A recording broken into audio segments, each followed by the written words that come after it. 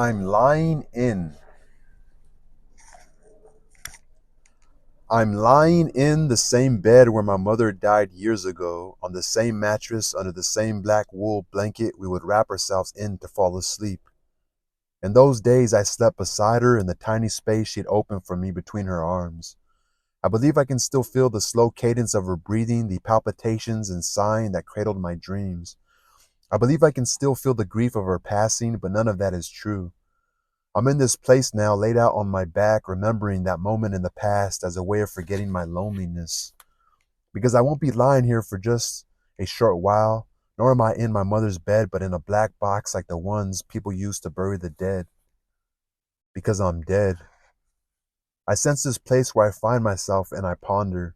I think about when the time I think about when the limes would ripen, about the winds in February that would snap the fern stalks before they dried out from neglect, about the scent of ripe limes that would fill the old patio. On February mornings, the wind would drop out of the mountains. Meanwhile, the clouds would stay up high, waiting for better weather to entice them down into the valley, leaving the blue sky above empty and allowing the light to drop onto the wind that would spread playfully across the land in circles, stirring up the dirt and rustling the branches of the orange trees. The sparrows would laugh, pecking at the leaves that the wind pushed to the ground. Then they would laugh again. They would abandon feathers among the thorny branches and chase after butterflies and laugh some more. It was that time of year, February, when the mornings were full of wind, sparrows, and bluish light, I remember. That's when my mother died. I should have screamed. I should have rubbed my hands raw out of desperation. That's what you would have wanted, but wasn't that such a pleasant morning? A breeze was blowing through the open door, tearing at the edges of the ivy. Hair was beginning to grow between my legs, and my hands were warm and trembled as they touched my breasts. The sparrows were playing, wheat was swaying on the hillside.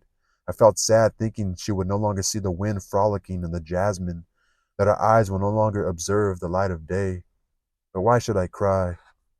Do you remember, Justina? You arranged the chairs in the corridor so those coming to see her could wait their turn. They were all empty, my mother all alone, surrounded by candles, her face pale, her white teeth just visible through purple lips, stiffened by the chill of death, her eyelashes motionless, her heart without life, you and I alone, praying incessantly, although she heard nothing. We heard nothing, our efforts lost in the noise of the wind that raged beneath the night. You ironed her black dress, starching the collar and the cuffs on the sleeves so her hands would seem young as they lay across her lifeless bosom, the same worn out and loving bosom where I had slept as a child, the one that had given me nourishment and whose pounding had lulled me to sleep. No one came to see her. It was better that way. Death is not shared with others as if it were a blessing.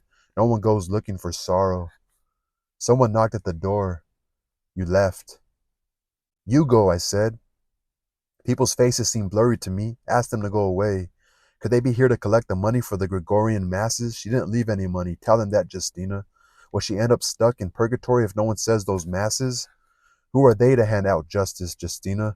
Do you think I'm crazy? I don't mind.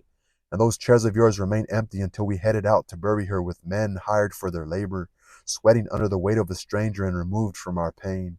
They shoveled wet sand in the grave before slowly lowering the coffin, with the patience of their vocation standing in a cool breeze that rewarded their efforts.